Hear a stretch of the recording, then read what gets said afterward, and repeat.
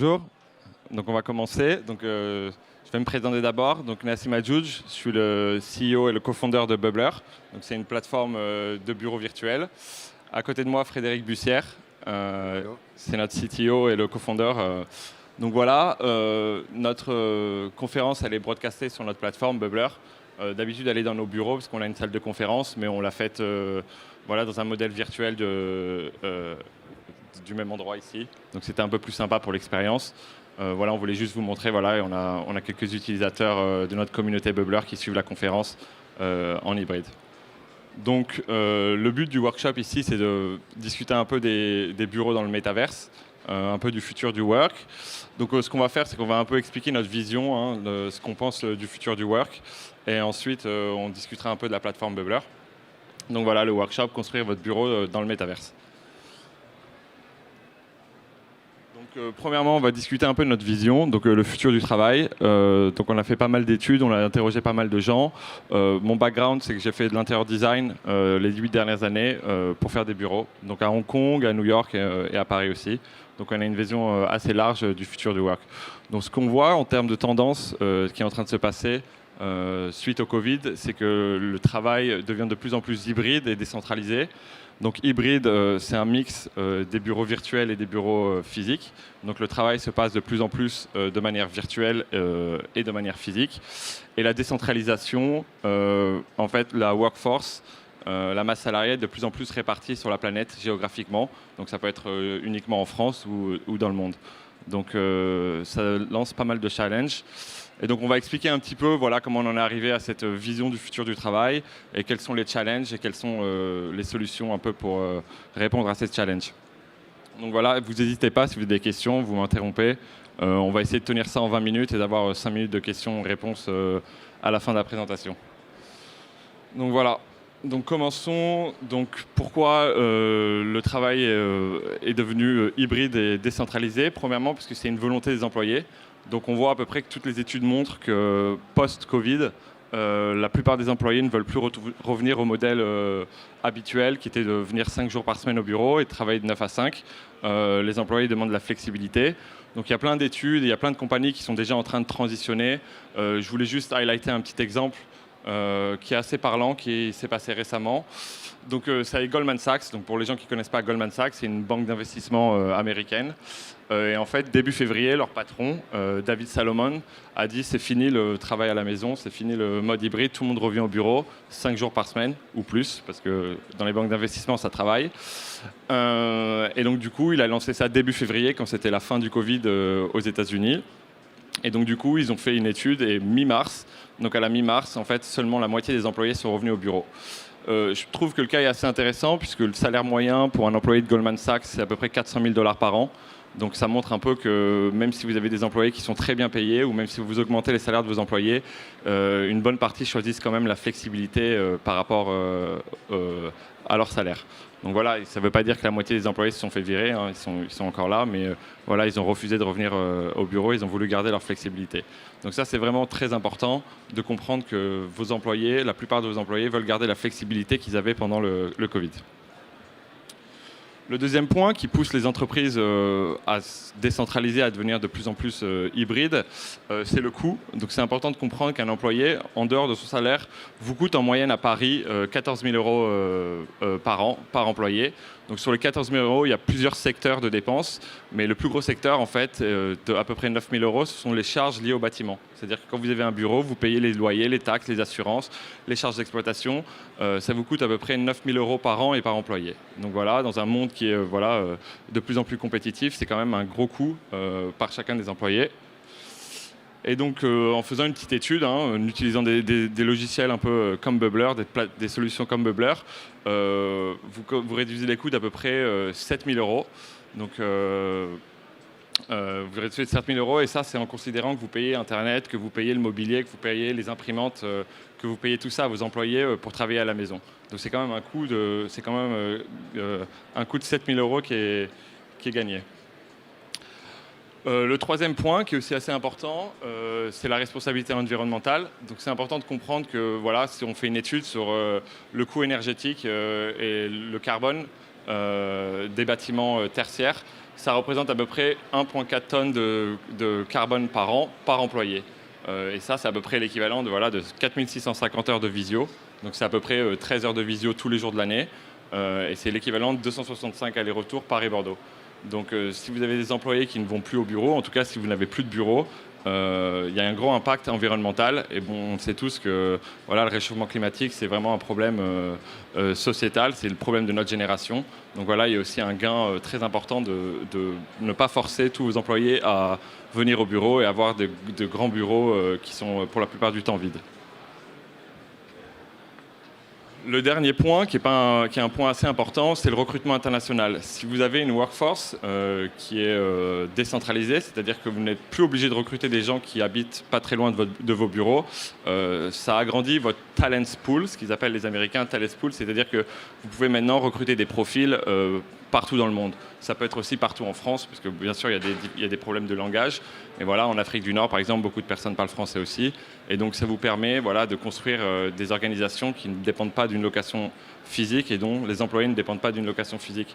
Sachant que la plupart des bureaux sont des grosses entreprises, sont à New York, soit à San Francisco. Le coût de la vie est très élevé. Donc, ça vous permet aussi de payer les employés moins cher, puisque eux-mêmes ont des coûts beaucoup moins élevés. Donc un bon exemple, un peu pour montrer cette transition qui est en train de se passer, je prends une compagnie que nous, on utilise aussi chez Bubbler avec nos employés qui s'appelle Deal. En fait, Deal, ce qu'ils font, c'est de la compliance. Donc ils vous aident en fait à recruter des profils partout dans le monde et ils s'occupent de tout ce qui est contrat, ils s'occupent de tout ce qui est paiement. Et donc ça a été fondé en 2019, juste avant le Covid. Ils sont déjà à 4500 clients, ils sont passés de 4 à 700 employés et ils sont déjà valués à 5 milliards. Donc en fait, c'est important de comprendre que si vous ne le faites pas déjà, beaucoup d'entreprises sont déjà passées dans ce mode de travail et commencent à recruter des profils plus ou moins partout dans le monde. Et c'est le cas de Bubbler. On a 7 employés, on en a 5 qui ne sont pas en France et qu'on emploie avec la plateforme Deal. Donc tout ça, c'est des avantages qui sont assez considérables, qui vont permettre à votre entreprise de passer dans la nouvelle façon de travailler. Mais bon, il y a quand même pas mal de challenges. Et donc, le main challenge, ça va être la gestion des salariés. En fait, comment vous allez gérer une workforce qui est décentralisée, avec des personnes que vous ne voyez pas tous les jours, avec des personnes qui ne voient pas leurs collègues tous les jours, qui travaillent chez eux, qui sont, disons, physiquement un peu plus isolés par rapport au modèle standard qui est de venir au bureau et de voir ses collègues.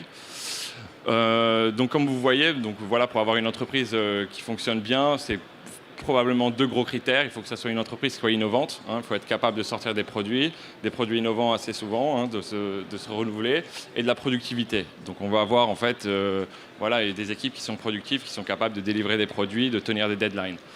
Et ça, en fait, c'est un peu séparé pour la gestion des workforce en 2 parties. La première, c'est vraiment ce qu'on appelle communication asynchrone et collaboration. Donc la communication asynchrone, c'est Slack, c'est Salesforce, c'est des emails. C'est-à-dire que vous envoyez un message et vous attendez que la personne vous réponde.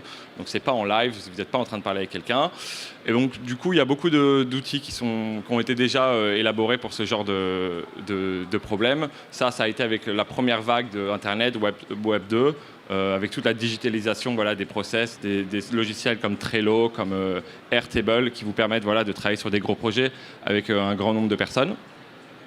Le deuxième point, c'est comment créer une culture d'entreprise, comment avoir de l'engagement, comment être capable de recruter des personnes. Et ça, votre bureau physique, c'était le vecteur principal de cette culture d'entreprise. Ça vous permettait de brander votre office, vraiment de partager la culture d'entreprise et de créer une culture d'entreprise avec tous vos collaborateurs. C'est pour ça que quand vous recrutiez quelqu'un, il vient dans vos bureaux. Quand vous venez dans vos bureaux, vous faisiez de la communication interne. Il y avait vos logos, vous discutiez de vos projets. Et ça, dans une solution qui est décentralisée, dans une gestion d'une workforce décentralisée, c'est beaucoup plus compliqué, puisque vous n'avez plus un simple bureau où tout le monde peut venir, mais chacun est plus ou moins chez soi, ou il peut être dans des coworking space, mais c'est plus compliqué de transmettre cette culture d'entreprise. Et c'est là plus ou moins que des solutions de bureaux virtuels et des solutions comme Bubbler interviennent pour aider les compagnies à augmenter l'engagement des collaborateurs qui descend avec le temps s'ils ne voient pas leur manager, et à créer vraiment une culture d'entreprise qui vous permettra aussi d'attirer des talents Donc là on va vraiment vraiment rentrer dans le vif du sujet. Donc le futur du bureau, métaverse et engagement. Donc la question. c'est d'expliquer voilà, quel est l'intérêt. Donc, la métaverse, voilà, c'est un environnement 3D virtuel. Bon, il y a plein de définitions de la métaverse, mais on va le prendre comme ça, en tout cas microverse pour nous. Et en fait, de passer d'une interface 2D à une interface 3D, en fait, ça va augmenter l'engagement, puisqu'en fait, l'immersion et la collaboration spatiale a des impacts directs sur l'engagement de vos collaborateurs. Et donc, après des études, nous, on existe depuis 1 an, donc on a voilà, pas mal d'utilisateurs, vous allez voir plus tard, environ 6000 par mois maintenant. On s'est rendu compte en fait, voilà, que des plateformes qui augmentent l'engagement, ça réduit le nombre de meetings, puisqu'on a tous passé des heures et des heures en Zoom meeting, en ayant des Zooms qui s'enchaînent, et en fait, au bout d'un moment, on décroche, on a ce qu'on appelle la Zoom fatigue, et donc du coup, on n'était plus capable d'être vraiment productif dans les meetings, et quand une personne n'est pas productive dans les meetings, voilà, toutes les personnes qui sont dans le même meeting deviennent de moins en moins productives, et donc on enchaîne des Zoom meetings, et voilà, on a de plus en plus de meetings et de moins en moins de résultats. Donc un des points de la métaverse, par l'immersion et la collaboration spatiale, permettent voilà, de réduire le nombre de meetings et d'avoir des équipes de plus en plus engagées. Donc on va discuter un peu des premières plateformes qui ont été créées durant le Covid. Donc c'est pas Bubbler pour le moment, mais ce sont des logiciels qu'on a utilisés nous-mêmes quand on a créé l'entreprise avant de pouvoir créer notre produit. Et ce qui s'est été fait, je pense qu'une partie d'entre vous ont déjà connu ce genre de solution. Donc à droite, bon, il y a beaucoup de compagnies. Nous, ce qu'on vous conseille, en tout cas, si vous aimez ce genre de plateforme, c'est une plateforme française qui s'appelle Work Adventure. Et en fait, qui permet de créer des bureaux en 2D. Donc c'est vraiment de la métaverse, du métaverse, excusez-moi, mais vraiment en 2D. Et ça vous permet voilà, de vous déplacer dans un environnement de travail, de rencontrer vos collègues, d'avoir des discussions un peu impromptues. Et donc c'est assez simple à mettre en place et c'est pas très très cher, donc c'est assez intéressant comme solution. Et voilà, il y a d'autres solutions, par exemple comme GeekWire, qui ont proposé voilà, des environnements un peu plus immersifs, mais voilà, c'était encore pas très customisable. Et donc du coup, ça vous permettait voilà, de discuter avec vos collègues ou de voir en tout cas si vos collègues ils sont en train de travailler ou pas. Donc pour nous, en tout cas, dans notre vision et de ce qu'on fait avec Bubbler, le but de créer un bureau dans le métavers, c'est vraiment pas de contrôler vos employés, puisque en fait, si vous voulez travailler avec une compagnie qui est décentralisée, je veux dire, le but, c'est vraiment de faire confiance aux différents collaborateurs. Si vous n'arrivez pas à construire la confiance, ça va être compliqué. C'est pas des outils comme les nôtres qui vont permettre de traquer vraiment vos employés. De plus, les employés cherchent de la flexibilité, donc en fait, ils ne veulent pas être traqués par leur manager 24 heures sur 24 à chaque fois qu'ils sont au bureau. Donc, on va parler un peu pour nous en tout cas, des conditions requises pour construire votre bureau dans le métaverse. La vraie condition, ce qui est la plus importante pour nous, c'est l'accessibilité. Donc en fait, comme c'est un bureau, il faut que tous vos employés soient capables d'accéder à votre bureau virtuel. Et donc l'accessibilité, ça veut dire en fait que votre technologie doit être agnostique, c'est-à-dire que vous ne devez pas dépendre juste d'un moyen ou d'une technologie ou d'un hardware pour se connecter. Excusez-moi, c'est ça que je vais montrer. Et donc du coup, par exemple, une plateforme comme Bubbler, mais la plupart des plateformes est joignable donc directement à partir d'un web browser. Donc sur n'importe quel ordinateur, vous pouvez vous connecter directement, en rentrant votre session, vous connecter directement à votre bureau virtuel. Et ça, à travers plein de différents hardware, donc un ordinateur, un téléphone portable, un iPad ou même un casque VR, qui vous aide à vous connecter directement dans votre environnement. Ce qui est important aussi de comprendre, c'est que voilà, toutes les personnes n'auront pas le même Wi-Fi ou n'auront pas le même ordinateur que vous avez. Donc certaines personnes ne travaillent pas à Paris, ils n'auront pas le Wi-Fi de Paris ou ils n'auront pas un ordinateur très puissant avec une carte graphique. Donc il faut que votre plateforme, que votre bureau, en tout cas la plateforme que vous utilisiez, soit capable voilà, d'accepter tout le monde, quel que soit son Wi-Fi, quel que soit son ordinateur. La deuxième condition qui est très importante, et à mon avis c'est attaché vraiment au métaverse, c'est la personnalisation des environnements. Donc si vous construisez un bureau et vous voulez vraiment refléter la culture de votre entreprise, ou si vous voulez vraiment construire un bureau pour votre entreprise, il a besoin d'être customisable ou personnalisable, c'est-à-dire que vous voulez mettre vraiment de la communication interne, vous voulez être capable de mettre votre logo, et dans un cas même plus poussé, vous voulez directement construire un environnement 3D qui reflète l'image de votre entreprise et vos valeurs, puisque c'est ça en fait le but d'avoir un bureau virtuel, c'est vraiment d'être capable de transmettre vos valeurs à vos collaborateurs premièrement, mais ensuite à vos clients, quand vous invitez des clients dans vos bureaux. C'est à peu près le même principe que vous avez quand vous avez un bureau physique dans lequel vous invitez vos clients, et quand vos clients viennent, ils comprennent directement qu'ils sont dans vos bureaux et quel est votre cœur de métier. Donc, pour discuter un peu plus de Bubbler, ce qu'on a décidé de faire, et à mon avis qui est un peu plus intéressant, ça serait de prendre directement un case study. Donc, on va parler d'un de nos clients. Donc ça, c'est un de nos clients vraiment early stage, quand on a vraiment commencé à développer la plateforme. Donc la compagnie s'appelle All Right Entertainment. Donc c'est une compagnie de production et de diffusion de films. Et donc ils sont venus nous voir, je pense que c'était en juin 2021, un peu avant peut-être. Avant Cannes, donc à peu près en mai 2021. Donc eux, ils ont 3 bureaux. Ils ont un bureau à Paris, un bureau à Hong Kong et un bureau à New York. Et donc leur CEO est venu nous voir, puisque en fait, à partir de février 2020, ils avaient commencé à passer en visio. Personne ne pouvait sortir à cette époque-là. Et donc ils ont commencé à essayer de vendre leurs films. Ils avaient un bon portfolio, hein, ils avaient des films qui tenaient la route.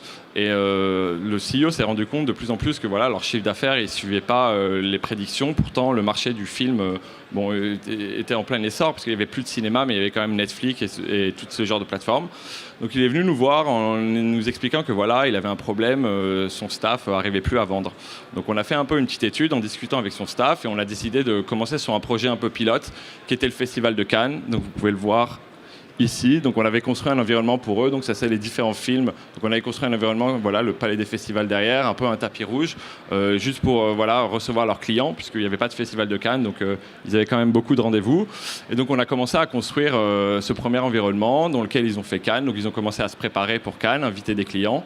Et au fur et à mesure, on s'est rendu compte en fait que voilà, les chiffres remontaient. Leur boss essayait de comprendre pourquoi ça remontait maintenant. Ils ont re-switché un peu sur Zoom et en fait ça redescendait un peu. Et en faisant des études, en discutant avec pas mal de leur staff, on s'est rendu compte que même quand il n'y avait pas un festival, en fait, maintenant ils invitaient quand même leurs clients sur les plateformes qu'on avait construites pour eux. Même s'il n'y avait plus Cannes, c'était après Cannes, ils les invitaient quand même. Et on s'est vraiment posé la question pourquoi. Et en fait, on s'est rendu compte que leur chiffre d'affaires descendait parce qu'en fait, leur staff, qui sont des gens qui vendent et qui ont l'habitude de faire des festivals, étaient vraiment démotivés de travailler à la maison tout seul, puisque eux, ils ont l'habitude des strass et des paillettes, hein, voilà, des tapis rouges, de voir pas mal de monde. Et donc, ils avaient perdu un peu l'identité de leur compagnie. C'est-à-dire qu'ils se disaient, voilà, moi maintenant, je suis tout seul derrière un écran et je vois la tête de quelqu'un et j'essaie de lui vendre un film. Et on s'est rendu compte que, voilà, comme on parle, la culture d'entreprise, on s'est rendu compte qu'en fait, quand ils étaient sur les environnements, ils avaient vraiment l'impression de se retrouver où ils appartenaient en fait. C'était vraiment leur cœur de métier, c'était vraiment où est-ce qu'ils travaillaient et c'était vraiment ce qu'ils faisaient. Et ça les a reboostés en disant voilà, quand vous venez, quand vous me rencontrez, quand on discute entre collègues, voilà, autour de nous, j'ai l'impression d'être dans un lieu qui nous appartient, un lieu qui représente notre entreprise. Et donc ça a vraiment reboosté leur morale. Et ils se sont sentis vraiment beaucoup plus confortables quand ils présentaient leurs produits et quand ils vendaient leurs films. Et bon, ça a eu un impact direct, puisqu'en fait, votre masse salariale, c'est votre plus gros coût, mais c'est aussi ce qui vous aide à closer des deals. Peut-être que Frédéric a beaucoup travaillé avec eux, peut-être que tu vas ajouter quelque chose sur ce qu'ils ont fait par rapport les tables, quand tu as rajouté un peu des... Non, des petits moments sympas qui sont passés sur leur plateforme, c'est quand 2 de leurs clients, qui ont 2 meetings séparés avec leur staff, se retrouvent sur leur propre plateforme et se mettent à discuter de façon informelle, comme un vrai salon. Donc ça, c'était pour notre client des bons moments et aussi pour nous. Et en ce moment, donc, il se passe Film Art Hong Kong. Donc ça, c'est directement utilisé cette semaine. Et pour eux, on leur a fait une customisation spéciale, c'est-à-dire qu'ils peuvent voir leurs trailers, ils peuvent montrer les films sur lesquels ils sont en train de travailler. Et voilà, c'est un gros plus, quoi. Voilà. Donc voilà, ça c'était un case study, donc ça a vraiment boosté l'engagement de leurs propres collaborateurs et ça a aussi boosté l'engagement en tout cas des personnes qui faisaient des meetings. Ça changeait de juste se voir sur FaceTime ou de se voir sur Zoom. Donc voilà, quand un client il arrive ou quand vos collaborateurs discutent, même quand il n'y a pas de client, ils ont vraiment l'impression d'être au cœur de leur métier et ça booste leur engagement. On va finir peut-être juste très rapidement, parce que je vois que le temps, il reste 5 minutes après pour les questions, un peu des performances. Donc voilà, en disant que pour l'instant, Bubbler, ça marche pas trop mal, surtout les derniers mois. Donc voilà, ça fait un peu effet boule de neige. Hein. Pour le moment, en mars 2022, on a 6100 users par mois. Donc on était à 3000 le mois dernier, donc ça avance... plutôt vite, merci Google Analytics. Et voilà, donc on sent que ça fait effet boule de neige. Beaucoup de clients qui utilisent les plateformes, qui sont invités comme clients sur les plateformes, nous contactent en nous demandant voilà, si on peut construire quelque chose pour eux. Juste pour finir peut-être, un peu un medley des différents offices et des différentes choses qu'on a fait. C'est important de comprendre que voilà, même si on fait des bureaux virtuels, et c'est un peu l'avantage du virtuel, je dirais, par rapport au physique, c'est qu'il n'y a pas de limitation. Donc vous n'êtes pas, nous, notre environnement ressemble à un bureau parce que c'est notre image, on vend des bureaux et on est un peu une compagnie de tech. Donc voilà, on est dans un bureau, mais on a pas mal de clients qui nous ont demandé des environnements qui sont complètement différents. Par exemple, voilà, si vous avez une galerie et vous voulez faire vos meetings dans une galerie, parce que vous êtes une galerie d'art, vous pouvez avoir une galerie d'art. On avait un de nos clients qui faisait une exposition qui avait quelques tableaux de Dali, quelques tableaux de Dali dans leur galerie, et ils voulaient faire un petit event. Et au lieu de faire directement l'event dans une galerie ou dans leur galerie, dans un duplicata de leur galerie, ils ont décidé de construire un événement, un environnement, excusez-moi, autour de l'environnement de Dali. Et donc du coup, à chaque fois qu'ils invitaient des clients ou que leurs collaborateurs discutaient dans la galerie, ils étaient vraiment en immersion dans l'exposition, dans le monde qu'ils décidaient de vendre. Donc voilà, il y a plein de différents environnements, de différents bureaux. Et voilà, juste pour finir, nous, on a un petit stand derrière en SP2. Donc si vous avez d'autres questions après la conférence, si vous voulez plus d'informations, ou si vous voulez rentrer essayer le bubbler, n'hésitez pas à venir nous voir. En gros, ce qui se passe, c'est que nous, on a un forfait, c'est-à-dire que c'est 3 mois gratuits pour essayer, pour mettre en place un peu, pour faire des tests, parce que ça ne fit pas à tout le monde non plus, hein, et les stratégies de travail sont différentes pour les gens. Mais en tout cas, on a un programme de 3 mois gratuits, et si ça marche, ensuite, vous pouvez avancer sur la solution principale. Donc voilà, si vous avez des questions, il reste 3 minutes et 33 secondes. Merci en tout cas d'être venus, si nombreux le matin, le jeudi matin. Merci.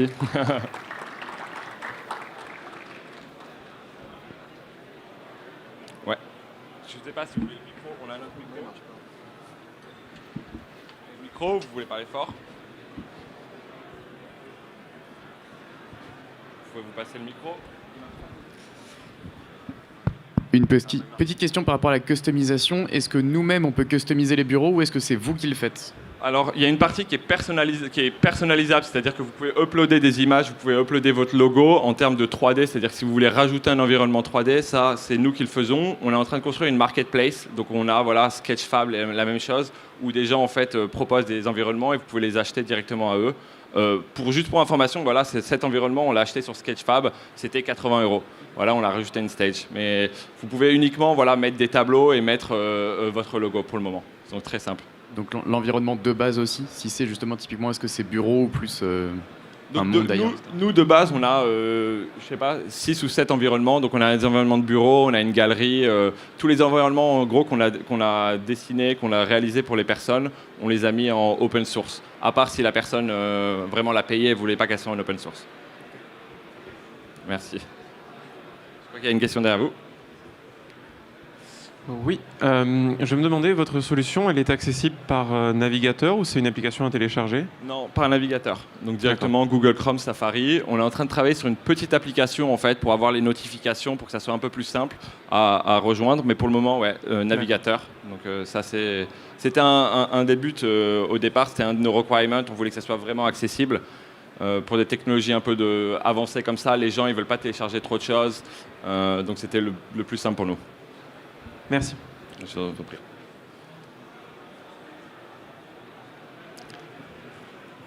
Bon ben voilà, merci beaucoup en tout cas. Et voilà, si vous avez des questions, nous on est derrière, donc vous pouvez revenir vers nous si vous voulez discuter plus en détail de vos problèmes. Merci.